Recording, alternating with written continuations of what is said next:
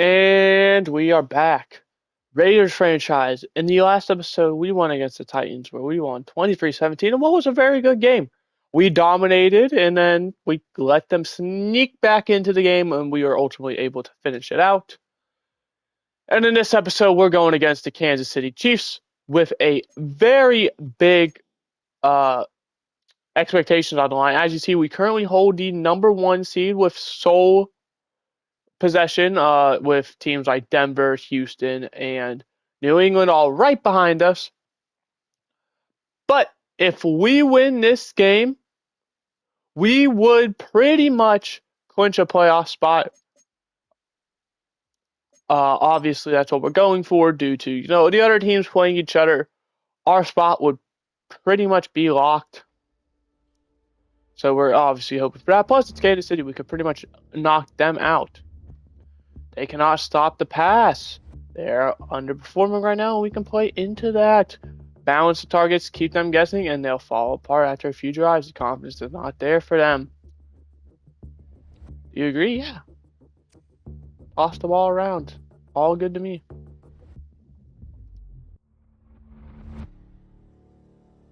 Settling in, we need to talk about this week's matchup. Want to go out there to corners, keep them in isolation, keep passes outside where the rest of that defense can't help. About time you put the game in my hands, coach, says Jack Besh. Looking at who they got across me, it's no contest. I'm going to feast. You have the opportunity if all goes to plan. As for the rest, this is still a team effort. We need a clean pocket and no mistakes. Play smart, and this win is ours. Let's do this. Looking at the roster, we are missing a few guys due to injury. Jason Biddle, Donald Taft, Kyle Hamilton, Demario Douglas. So all of them 1 week, however, so should be able to return here very soon. I know 2 of them are on IR. Obviously, the injury is going, or the IR part of it is going to make them out an extra week or 2, but that's okay. But this is what the team is looking like with some of those guys out of place. We're going to see Emmett Harrington, maybe even Darren Hall get some action today due to Demario Douglas. Rest of the offense is exactly the same. The defense is where it gets interested. We have Nick Herbig, who's played really well so far in place, and then Jalen Robertson, as well as the backup. And then safety, it's going to be Gio Fletcher and Antonio Johnson taking over for Kyle Hamilton. But with no more delays ahead of us, we have a Thursday night primetime game against Kansas City where, like I said, win and we pretty much punch our ticket in. Obviously not guaranteed, but I mean, a win also would put Kansas City in a really do or die situation. So even more of a reason to win. So without further ado, we're going to get this game underway. We're going to be getting the ball first, and back there to field it is Marco Fernandez with a decent return up to the 32-yard line. And that is where Rashad Jackson, Ashton Genty, and company are going to take over.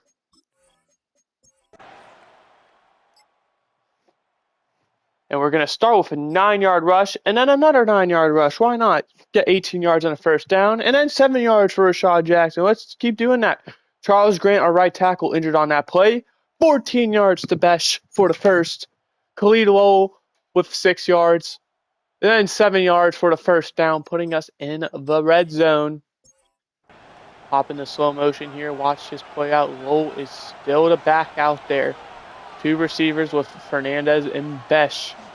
And we're going to go to Khalid Lowell, who not really anywhere to go. Can't really blame him on that one. Does manage a yard, but 2nd and 9. Obviously would have loved a bit more yardage there. As Brock Bowers, the tight end, going in motion, now faking the other way. Jackson looking, throwing, end zone. And speaking of Brock Bowers, he makes the catch in the end zone. And we're going to take the early lead 7-0. Assuming the extra point is good. Which it is. 7-0. Raiders score on their opening drive. We'll see how the Chiefs can follow in front of their home crowd. Garrett Bennett's going to start them off with 7 yards, and then Isaiah Pacheco is going to get 7 yards. Eddie Kirkland with the sack. Back him up. 2nd and 15. Nick Herbig commits a penalty, and all that doesn't matter. Then 22 yards to Xavier Worthy. They're moving the ball. We're going to hop into slow-mo. Watch this play out. They are outside the red zone, but not by a lot, so go ahead and watch it. Mahomes, still the quarterback of this team, getting up there in age, but saying, I still got some left in me, especially when you got a good running back here like Pacheco, who just ropes a big one up to the 12, pickup of 12, and a first down. And it's going to be a screen pass to him, and one man to beat. Kalen Robinson and crew are able to wrap him up at the 1. 1st and goal. And we see another running back out there. Looking at their other guys, we see Xavier Worthy, Silas Neighbors. And they do go to this other running back who's going to go untouched into the end zone. I want to see who this is. Terrain Albert. What a name. Terrain? What? But the extra point is good, so we have a tied ball game here at 7-all. 4:40 to go in the quarter as Genty gets back-to-back plays. And then Logan Bailey, the D-tackle, gets the sack, and that's going to force the 3 and out. Raiders got a punt, and a good return by Mateo Aguirre. Pacheco loses free. Then 11 to Garrett Bennett makes 3rd and short, and they get it with who else but Garrett Bennett. And it's going to be a penalty on Josh Simmons, and then incomplete. 3rd and 18. They do get 14 to Silas Neighbors, but not enough for the first down. That's going to result in a touchback punt. And we are also into quarter 2. Reed Mueller with the sack.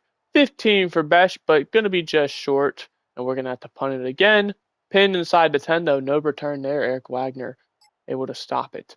9-yard rush by Pacheco to get them started. And then Ronnie Hickman able to make the defensive play. But Terrain Albert able to pick up the first down. And then Gio Fletcher, the rookie, committing a crucial penalty.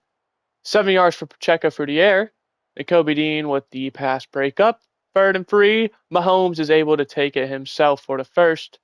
And then Pacheco gets free to start the next one. Eddie Kirkland with the sack. 3rd and 15. They get 14 to Worthy. Not enough, but they could go for this. No, they like to punt it from the 41. Not even trying a field goal. Very interesting choice there by them. Genty with 13 yards and 2 plays. Make it another 5. 3rd and 2. 8 yards to Brock Bowers is going to bring up a first down. Khalid Lowell manages 6. Xavier Bennett with the sack. 3rd and 13. We got 25 yards to Emmett Harrington, which will be a first down and take us inside of 2 minutes. 2-minute warning. Minute 42 and all free timeouts for both sides. We'll see who's able to score before the half. It's going to be Brock Bowers getting a good run at the catch there up to the 18th. Bringing up first down. Raiders chewing the clock as we should, trying to make this the final drive that really matters. And Jackson's going to zip it over to the 6-yard line. 1st and goal, Emmett Harrington. Chiefs take their first timeout with 57 seconds left. 1st and goal from the 6. Jackson throwing, and it's caught in the end zone. Marco Fernandez, and with 53 seconds left, the Chiefs are going to get the ball back, and they do get ball to start second half. So they could really, end this quarter, start the next quarter with a bang by taking the lead if they are able to score 2 times.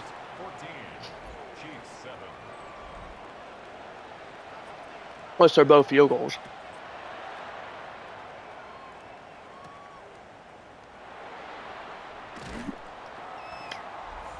.38, that's Antonio Johnson. What a special teams play right there. Looking at the MVP projection, we see Julian Cochran there at the top. But right there in second place, like I said, he is getting up there in age, but that isn't stopping him. It's Patrick Mahomes. And that's going to be complete to, oh my goodness, I can't think of his name. They have such a good tight end.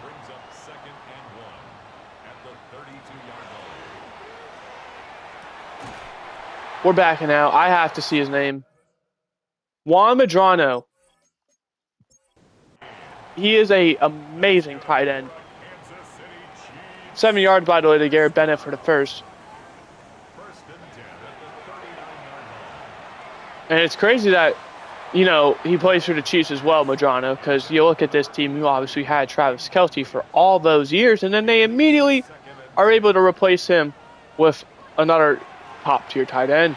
And this is going to be complete. That is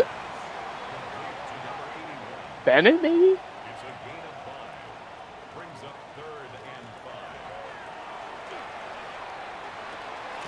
But that's going to be short of the line to gain, and the Raiders take a timeout. They got a punt. And we somehow, some way, are going to get the ball back. Granted, not with a lot of time. But not a great punt either. Out at the 26. We have 2 plays with timeouts. We could maybe get enough for a field goal. You look at how far off they're playing. We could probably get there just by running the ball.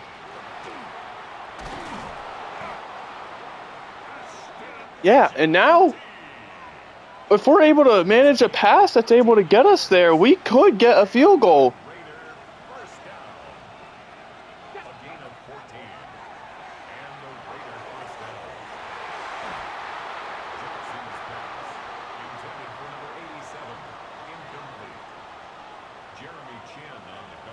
Wasn't my greatest play there. I did not expect all of them.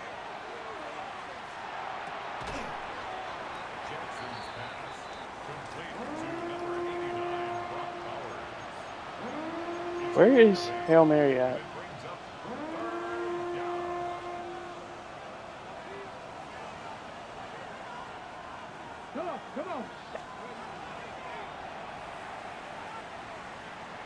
And it's going to get there.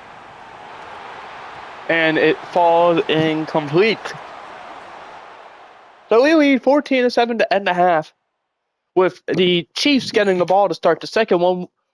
Big second half, obviously, for both sides. Like I said, I keep mentioning it. We have a great chance to probably not clinch, but we would pretty much be a lock at that point. We'd be, you know, to 99%. And then the Chiefs would probably fall to 1% with a loss. Wouldn't quite be eliminated, but it would be seriously an uphill battle. They'd be 2, potentially 3 games behind. With only 3 to go, they'd have to hope for miracles from themselves and multiple teams. But does Mahomes have some second half magic in him? We're going to find out. They do get the ball to start, so if there's a time to show it, it would definitely be early on. Pacheco's going to pick up the first down, 12 yards off of 2 plays, but then he's going to lose 3, 2nd and 13, 4-yard rush, 3rd and 9. Eddie Kirkland with the sack, and look at that. We forced a punt. Not a good punt by Ryan Wright either. And we have a chance to blow this game wide open. 3rd and inches after 10 yards from Bowers and Rashad Jackson, but Genty says, don't worry, guys, I got it.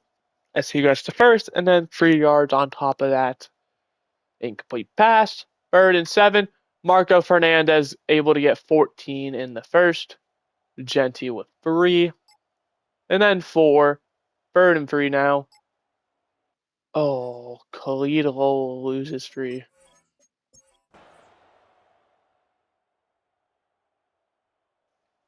Field goal is good by Cardi, 54-yarders. 17-7 now. Kansas City down by 2 scores. Juan Madrano starts them off 15. Mahomes rushes for 7. Jonathan Culp with the sack. 3rd and 12. They get 12 to Madrano, but that's not enough. And they go for it and they fail.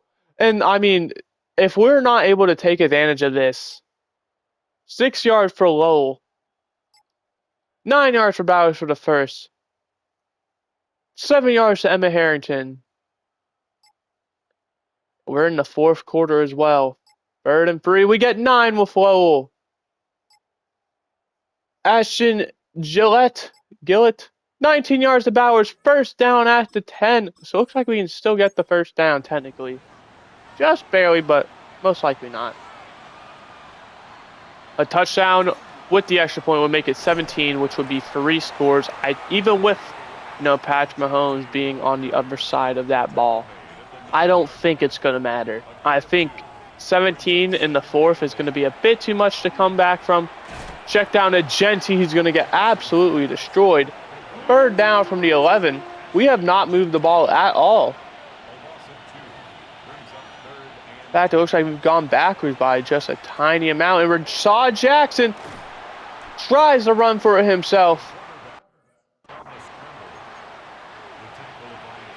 I think we go for this. Because let's look at the downside. As long as we don't turn it over, they're going to have to go a long length for the field.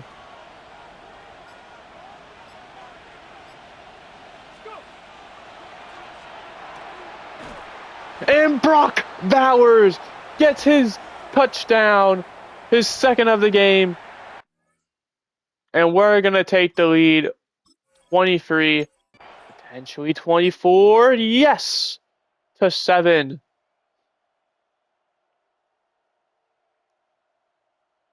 Now with 10.5 minutes and a sack by Jared Frazier.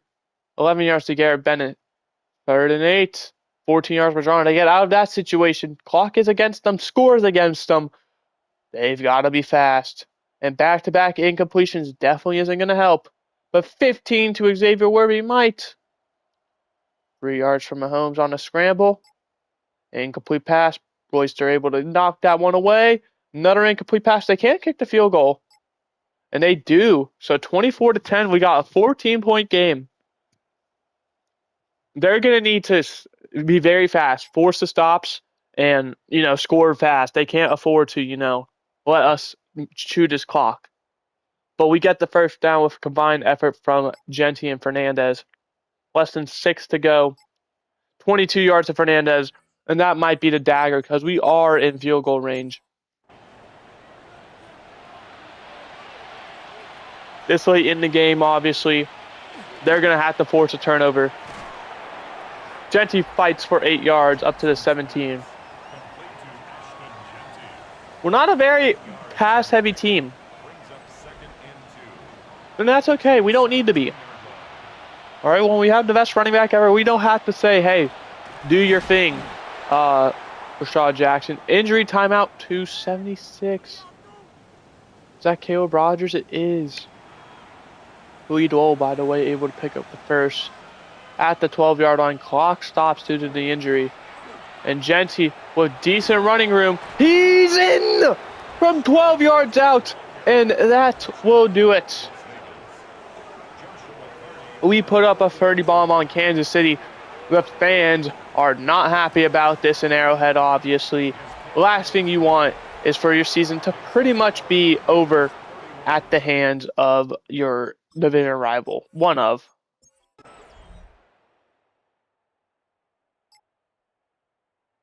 Especially when that win also pretty much locks us up into the playoffs. We'll see, obviously, if they're able to make this comeback. We've locked up Silas Neighbors. I've just figured that out. And they go for it and fail. And, we could score again. And, that's just rubbing salt in the wound, so I'm not really into that. 3rd and 2. First down will practically end it. They're not taking their timeouts. And there it is. 31-10. We end up winning this one. Let's look at the stats. We hold Mahomes to no touchdowns. But we throw for 226, only 7 incompletions, 74% completion percentage, 3 touchdowns, no interceptions. Beautiful game. Genty there at the very end is able to get over 100 yards and a touchdown. Quidol, even though he only averaged 3.5 a carry, did really well. Receiving, Bowers leads the way in every category. 8 for 84, 2 touchdowns. Fernandez 4 for 54 and a touchdown. Harrington 3 for 44. No one else really noteworthy. Best kind of 2 for 29, but Eddie Elliott, Jose Wallace, Jackson Powers Johnson, Charles Grant, all allowing a sack. So, but every O-lineman pretty much having an iffy game. Max Dunn leads the way with 7 tackles. That's not terrible because that means it was a very group effort on defense. 2 tackles for loss for both Herbig and Kirkland, with 3 sacks going to Kirkland. 1 for Frazier, half sack for Culp and Royster. No turnovers. Kicking was perfect, only had the 1, and punting only 2, and it was a 62-yard average. So great game all around from start to finish. We win that one 31-10. The big question, obviously, is are we in the playoffs yet, or do we have to wait another week or 2 or 3? Who knows? Great win. Seems like you had a clear game plan. What made the biggest difference today? Don't you dare say Dak Best. He only put up 2 for 29. When you have a mismatch in this league, you exploit it. No reason to overthink that. It's how you get in trouble. We brought it to the team, and Jack saw the same thing, a clear mismatch on the receivers, on the outside with our receivers. Always a great thing when the players and coaches align, makes it easy to lock in for the weekend off. So, we can complain about that result, obviously. I mean, we won. It was a well-deserved win. What does this mean? This is for the fans. We got that rivalry win for you guys. All right, y'all should be happy. The players and the coaching staff are the only ones who aren't necessarily 100% with me, which is okay.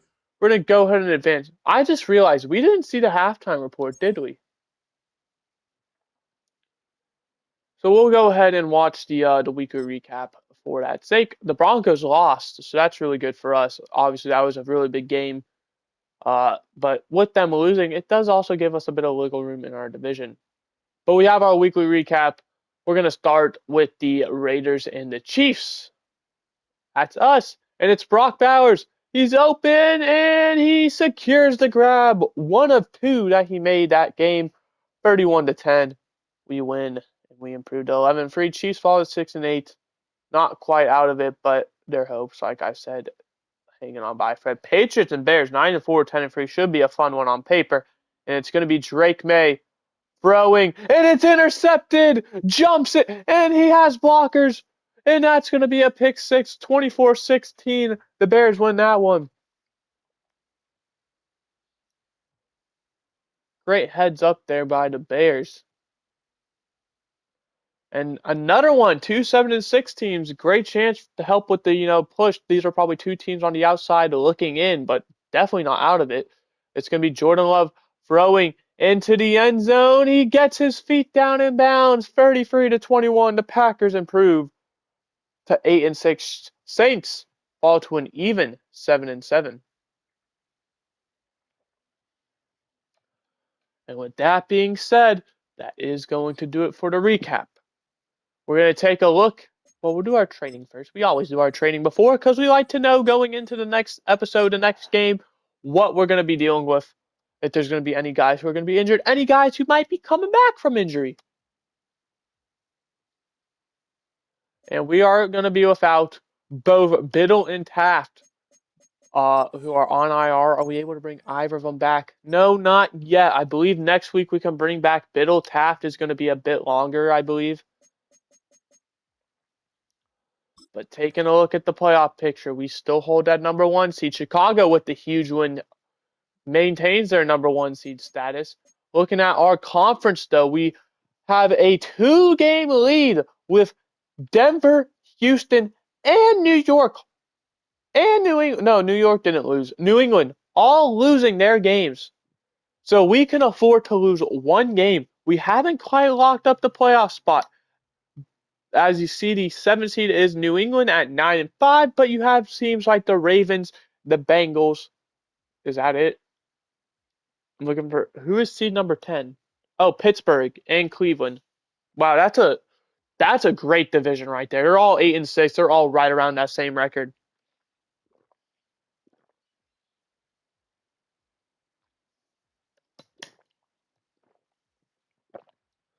So literally that division is deciding our playoff spot. Oh, and Miami's also. Oh no, Miami's 6-8. So depending on who plays each other, so the Steelers and Ravens play each other.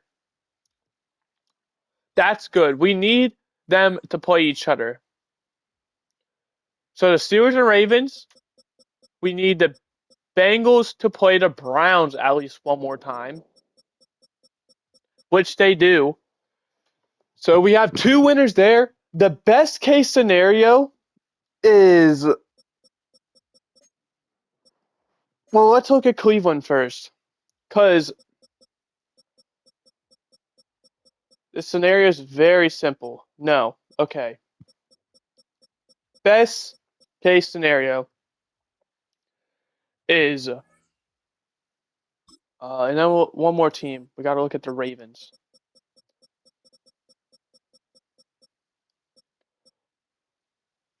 Best case scenario we have is the Steelers win this game.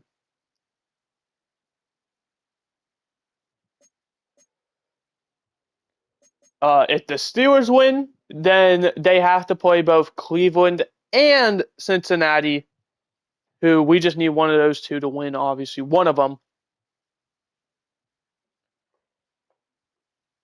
Or is that the right one? Am I looking at the wrong team?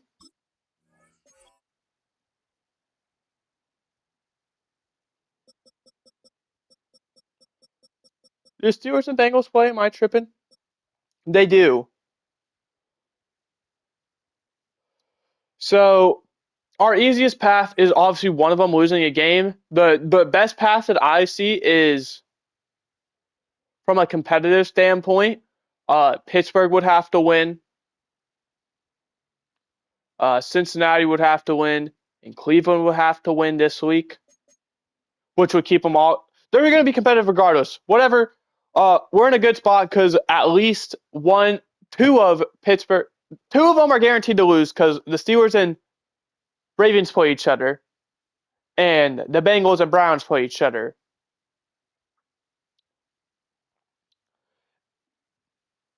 So, yeah, I mean, it's gonna get locked up next week, pretty much. It can't get locked. Well, it could this week if we win, obviously, but no matter what, if we lose, we'd have to wait till next week because one of Pittsburgh or Baltimore would still be in a good spot. Obviously, like I said, Pittsburgh plays the Bengals.